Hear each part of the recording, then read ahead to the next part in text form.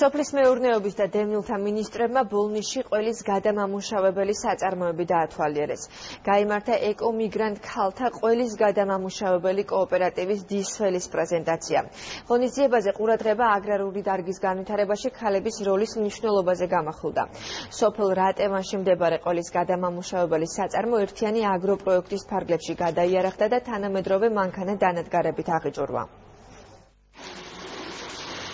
ორივე საწარმო, რა თქმა უნდა, თავის გარშემო თავს უყრის უამრავ ფერმერს, იბარებს რძეს. პირველ საწარმოს შემთხვევაში 700 ფერმერისგან ხდება რძის ჩაბარება, მეორე საწარმოს შემთხვევაში ფაქტობრივად მთელი სოფელი დისველი აბარებს თავის წარმოებულ რძეს ამ საწარმოში და ხდება ყველის წარმოება. ორი ძალიან ლამაზი და ძალიან კარგი საწარმო ვნახეთ დღეს, ძალიან მნიშვნელოვანი, იმიტომ რომ ორივე საქმის განვითარების ძალიან დიდი პერსპექტივა, განსაკუთრებით გამიხარდა აი დისველში ეს საწარმო ახლად გახსნილი, იმიტომ რომ ეს არის ქალების გაკეთებული და თან არიან ეკომიგრანტი ქალები. საწარმოში დასაქმებულია 20 ადამიანი, რომელიც აწარმოებს დაახლოებით 5 ტონამდე რძეს. და პროდუქცია არის 7 დასახელების, არის სულგუნი, იმერული, დაწნული, შებოლილი ყველები.